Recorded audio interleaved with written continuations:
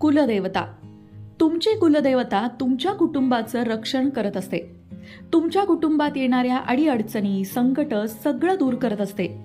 म्हणूनच कुलदेवतेची सेवा होणं आवश्यक आहे. कुलदेवतेच्या सेवेमध्ये 5 गोष्टी आहेत ज्या अगदी करायलाच हव्या. बाकी काही करायला नाही जमलं तरी चालेल, पण या 5 गोष्टी मात्र प्रत्येकाने कराव्या, जेणेकरून कुटुंबात सुखशांती नांदते, कुटुंबातील सदस्यांची प्रगती होते आणि कुटुंबाचं कल्याण होतं.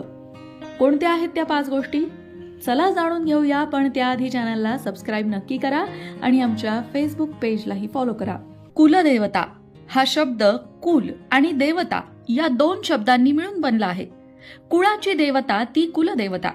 ज्या देवतेची उपासना केल्यावर मूलाधार चक्रातील कुंडलिनी शक्ती जागृत होते, म्हणजेच आध्यात्मिक उन्नतीला आरंभ होतो, ती देवता म्हणजे कुलदेवता. कुलदेवता ज्यावेळी पुरुष देवता असते तेव्हा तिला कुलदेव, आणि जेव्हा ती स्त्री देवता असते तेव्हा तिला कुलदेवी म्हटलं जातं. ही झाली कुलदेवतेबद्दलची प्राथमिक माहिती. पण कुलदेवतेची सेवा करणं का गरजेचं असतं? तर आपल्या कुलाची देवता ही आपली रक्षणकर्ता असते आणि म्हणूनच आपल्या कुटुंबामध्ये किंवा आपल्या कुलामध्ये सगळं सुरळीत चालावं यासाठी आपल्याला कुलदेवतेची उपासना करणं आवश्यक असतं. मुलांची शिक्षणं असतील, लग्न असतील, आपल्या घरातली आजारपणं असतील, या सगळ्या मागे बऱ्याचदा कुलदेवतेची उपासना व्यवस्थित न होणं, कुळाचार व्यवस्थित न होणं ही सुद्धा कारणं असू शकतात. आपल्या कुलाची आई, आपल्या कुलाचा देव, तो आपल्या संपूर्ण कुटुंबाचं पावलोपावली रक्षण करत असतो आणि म्हणूनच त्याची सेवा आणि उपासना होणं ही तितकंच आवश्यक आहे. बरं, त्याची सेवा उपासना कशी करावी? फार काही करता आलं नाही तरी 4 गोष्टी मात्र करायलाच हव्या. आणि त्यातली पहिली गोष्ट म्हणजे कुलदेवतेची मूर्ती, टाक किंवा फोटो. यापैकी एक काहीतरी तुमच्या घरामध्ये असायलाच हवं. तुमच्याकडे पूर्वापार चालत आलेले कुलदेवतेचे टाक असतील तर अतिउत्तम. पण काही जणांकडे टाक नसतील तर तुम्ही कुलदेवतेची मूर्ती किंवा कुलदेवतेचा फोटो घरातल्या देवघरात ठेवायलाच हवा, आणि नुसता ठेवायचा नाही तर त्याची नियमित भक्तिभावाने पूजा सुद्धा करायची आहे. दुसरी गोष्ट म्हणजे रोज कुलदेवीच्या मंत्राचा जप कमीत कमी 1 माळ तरी करावा. तुमची कोणतीही कुलदेवी असेल तरी त्या देवीचा एक मंत्र असतो आणि त्या मंत्राचा जप तुम्ही कमीत कमी 1 माळ तरी करावा. समजा तुमची कुलदेवता आहे महालक्ष्मी देवी, तर श्री महालक्ष्मी देव्यै नमः असा नामजप तुम्ही नियमित करावा. विवाहित स्त्रीने सासरच्या कुलदेवतेचा नामजप करावा. आता ज्यांच्याकडे कुलदेव आणि कुलदेवी असे दोन्ही असतील त्यांनी कुलदेवीचा नामजप नियमित करावा. आता जर कुलदेवता ठाऊकच नसेल की काय कुलदेवता आहे आमची, आम्हाला माहितीच नाही, तर आम्ही काय जप करायचा? तर तुम्ही श्री कुलदेवताये नमः असा नामजप करावा. हा नामजप श्रद्धेने केल्यास कुलदेवतेचं नाव सांगणारं कोणीतरी नक्कीच भेटतं, असा अनेक साधकांचा अनुभव आहे.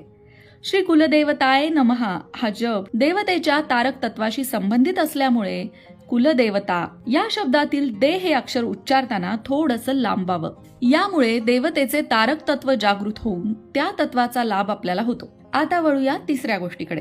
तिसरी गोष्ट म्हणजे कुलदेवतेच्या वारी उपवास करावा. खास करून विवाहित महिलांनी या दिवशी उपवास करावा. तो संपूर्ण कुटुंबाला लाभदायक ठरतो.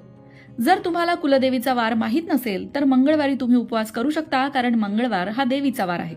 शेवटची गोष्ट म्हणजे वर्षातून एकदा तरी संपूर्ण कुटुंबाने कुलदेवीचं दर्शन घ्यावं आणि घरातल्या विवाहित महिलांनी देवीचं दर्शन घेतल्यावर देवीची ओटी अवश्य भरावी. आपल्या आध्यात्मिक उन्नतीसाठी ज्या देवतेची उपासना आवश्यक असते अशा कुळातच भगवंत आपल्याला जन्माला घालतो. त्या देवतेला कुळाची कुलदेवता म्हणतात. आध्यात्मिक प्रगतीसाठी कुलदेवतेची उपासना कशी करावी त्याविषयी शास्त्रीय माहिती जाणून घेतल्यास अध्यात्मातही जलद प्रगती होते. कुलदेवतेची उपासना करूनच आध्यात्मिक आणि हिंदवी स्वराज्याची स्थापना करून व्यावहारिक उन्नती झाल्याचे सर्वज्ञात उदाहरण म्हणजे छत्रपती शिवाजी महाराज. तुळजापूर येथील भवानी माता ही त्यांची कुलदेवता होती. तिची मनोभावे उपासना करूनच तिच्या कृपेने त्यांनी हिंदवी स्वराज्याची स्थापना केली. मित्रांनो, आता वळूया 5व्या गोष्टीकडे. मी मघाशी म्हटलं तसं वर्षातनं एकदा तरी कुलदेवतेच्या दर्शनाला जावं, पण त्याचबरोबर दर्शनाला जाताना एक गोष्ट बरोबर घेऊन जावी. कोणती आहे ती गोष्ट? चला बघूया. मित्रांनो, जी वस्तू आम्ही सांगणार आहोत ती जर तुम्ही कुलदेवतेच्या दर्शनाला जाताना तुमच्याबरोबर घेऊन गेलात तर नक्कीच कुलदेवता तुमच्यावर प्रसन्न होईल. तिचा कृपा आशीर्वाद तुम्हाला मिळेल. तुम्ही तुमच्या कुलदेवतेच्या दर्शनाला कोणत्याही दिवशी जाऊ शकता, परंतु जेव्हा तुम्ही तिच्या तीर्थक्षेत्री जाणार असाल त्यावेळी तुम्ही घरातून जात असताना तुमच्या घरातल्या देवतेची सुद्धा पूजा करणं आवश्यक आहे. कोणाचे कुलदेव असतील तर कुणाची कुलदेवी असेल तर कुणाकुणाला कुलदेव आणि कुलदेवी असे दोन्ही असतात. तर तुमच्या कुलधर्म कुळाचाराप्रमाणे तुम्ही तुमच्या देवतांची पूजा अर्चना करूनच घरातनं बाहेर पडायचं आहे आणि कुलदेवतेला प्रार्थना करायची आहे की मी तुझ्या दर्शनाला येत आहे, तुझ्या घरी येत आहे आणि येताना मी माझ्याबरोबर माझ्या हातून घरी बनवलेला नैवेद्य तुझ्यासाठी घेऊन येत आहे. तुझ्या घरी येण्यासाठी आम्हाला आज्ञा दे, तुझा आशीर्वाद आमच्याबरोबर राहू दे, अशी प्रार्थना करून फुलं अर्पण करून धूप दाखवून गोड नैवेद्य दाखवायचा आहे. तीर्थक्षेत्री जात असताना तुम्हाला गव्हाच्या पिठाच्या 11 पुऱ्या आणि गव्हाचे पीठ वापरून गुळ डाळ वापरून 11 लाडू बनवायचे आहेत आणि या 2 पदार्थांसोबत तुम्हाला पाव किलो गुळाची ढेप घ्यायची आहे आणि हा बनवलेला प्रसाद एका डब्यामध्ये भरायचा आहे आणि तो कुलदेवतेसाठी घेऊन जायचा आहे. आपण जेव्हा कुलदेवतेच्या दर्शनाला जातो तेव्हा तिथेच मंदिराच्या आवारामध्ये पेढे विकत घेतो आणि तोच प्रसाद किंवा तोच नैवेद्य कुलदेवतेला दाखवतो. पण आपल्या घरातून आपण आपल्या हाताने बनवलेला नैवेद्य कुलदेवतेला अर्पण करणं महत्वाचं आहे. मी मघाशी म्हटलं तसं कुलदेवता ही आपल्या कुळाची आई असते आणि मग आपण आपल्या आईसाठी आपल्या हाताने एक पदार्थ बनवून घेऊन जाऊ शकत नाही. तुम्ही प्रेमाने तुमच्या हाताने बनवलेला पदार्थ कुलदेवतेला अर्पण करा. त्यामध्ये तुमची भक्ती सुद्धा असेल जी कुलदेवतेपर्यंत पोहोचेल. ज्या वेळेस तुम्ही तीर्थक्षेत्री जाता त्यावेळेस तुम्हाला स्वच्छ स्नान करायचं आहे आणि देवीच्या दर्शनाला जायचं आहे. तिथे दर्शनाला गेल्यावर पुजाऱ्यांना सांगून तुम्ही घरून आणलेला नैवेद्य देवीला अर्पण करायचा आहे आणि ज्या वेळेस पुजारी हा नैवेद्य देवीला अर्पण करतात त्यावेळेस तुम्हाला प्रार्थना करायची आहे की हे माते, तू आमची रक्षण करता आहेस. आम्ही तुला घरून आणलेला नैवेद्य दाखवत आहोत, त्याचा तू स्वीकार कर, तो तुला नक्की आवडेल. अशी प्रेमपूर्ण भक्तिपूर्ण प्रार्थना तुम्ही श्रद्धेने तुमच्या कुलदेवतेला करायची आहे. थोडा वेळ प्रसाद तिथे ठेवल्यानंतर तुम्हाला हा प्रसाद घ्यायचा आहे आणि घरी आल्यानंतर तो तुमच्या मित्रपरिवाराला तुमच्या नातेवाईकांना द्यायचा आहे. त्याचबरोबर थोडा प्रसाद गाईला सुद्धा नक्की खाऊ घालायचा आहे. मंडळी, लक्षात घ्या की कुलदेवतेचं दर्शन करून आल्यानंतर कुलदेवतेचा अंश सुद्धा आपल्याबरोबर आपल्या घरी येतो. ही अशी ज्याची त्याची श्रद्धा आहे आणि त्यामुळे कुलदेवतेचा कृपा आशीर्वाद आपल्याला प्राप्त होतो.